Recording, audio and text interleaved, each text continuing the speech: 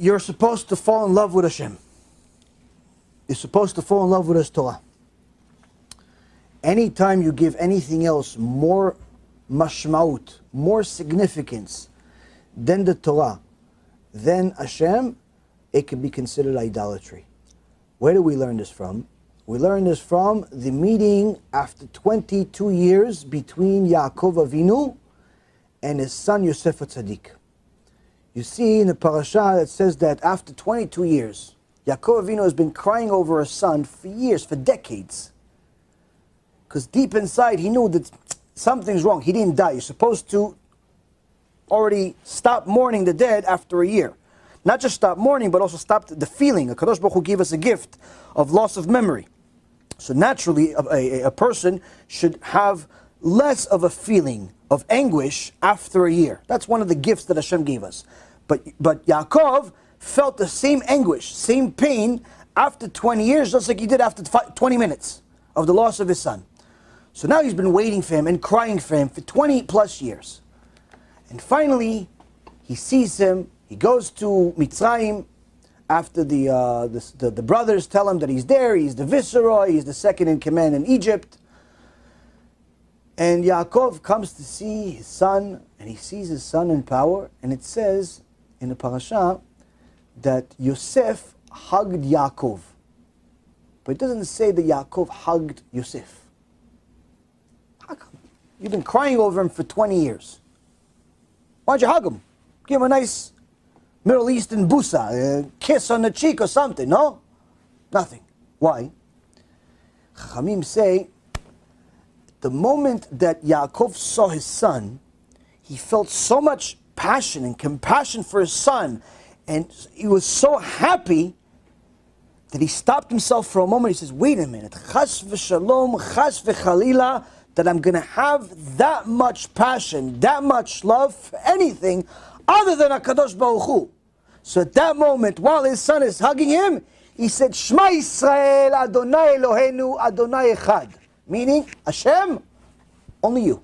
All of this passion, all of this love only belongs to you. Doesn't belong to my son, doesn't belong to my wife, doesn't belong to anybody. Yeah, but you've been crying for him over 20 years. Mistake. All that belongs to HaKadosh Baruch Hu. All of that belongs to HaKadosh Baruch Hu. That moment, his son is hugging him, he's not hugging him back. Why? He says, no one is allowed to have so much of my heart. No one. And we see many of the tzaddikim. Followed the Rav Moshe Feinstein, alav shalom. I told you guys a story a couple of weeks ago. They asked him one time, how come he stands so still, like a pillar, when he's praying? He says, one time, a Cossack put a gun to his head and said, if you move, I'm going to kill you. And he says, I was so afraid that he's going to kill me, I literally didn't move. But then I realized that this feeling of fear and trepidation, for what? Just losing my body for this Cossack? Big deal. That feeling only belongs to HaKadosh Baruch Hu. I should only be afraid of HaKadosh Baruch Hu like this. So from that moment on, every time I talk to HaKadosh Baruch Hu, that's how I am. I'm afraid, deathly afraid. Every time he's praying, he's talking to HaKadosh Baruch Hu.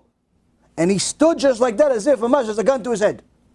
Because he's talking to HaKadosh Baruch Hu. So you see the tzaddikim emulated the ones before them. So you are supposed to love your wife, love your husband, love your children. Love everybody, no problem.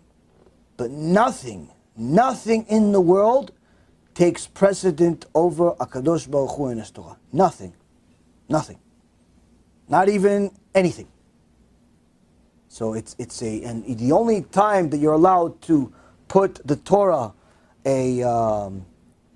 not aside, but the Torah gives you permission to say, let's say for example, a white lie is for the sake of Shlom Bayit. It's not that you are violating the Torah for the sake of Shlom Bayit. The Torah allows you, you're following the Torah for the sake of Shlom Bayit. There are different intricate details within this, but generally speaking, you are never ever allowed to love or care about anything in the world more than HaKadosh Baruch Hu and the Torah. If you do, it can be considered at the very least avak avodah zarah, the dust of avodah zarah. Not avodah zarah mamash, but the dust of avodah zarah. Meaning, it's the feeling, it's the sensation, it's the look, it's the smell. it's almost mamash avodah zarah, and it can be, and that's what's happening actually with some people that are idolizing their rabbi, living or dead, idolizing their something, and it becomes avodah zarah. Many people's treatment of money is 100% avodah zarah. The way they treat money and how obsessed they are with money, 100% avodah zarah. Sometimes even people, how they treat their phone. The way they treat their phone, how obsessed they are with their phone, avodah zarah. They lose their phone, I can't do anything. What? Okay, buddy, relax. I understand you got your whole life and business and stuff, but it's just a phone. In a few hours, you'll get a new one, and tomorrow you'll get a new one. It's not God. It's not like God went on vacation, you're godless right now. It's just a phone. Okay, it's fine. I understand it's inconvenient. I don't like it either, but take it easy. They lose their mind. They lose their cool. They lose everything. So at the very least, it's avak avodah zarah. If not avodah zarah mamash. But sometimes the way women shop for clothes. They go spend, Rav Yagen alav shalom said, women go spend 6-8 hours looking for a dress. He says at the very least, it's avak avodah zarah. He goes, 6 hours looking for one dress? You know how much you could achieve in 6 hours?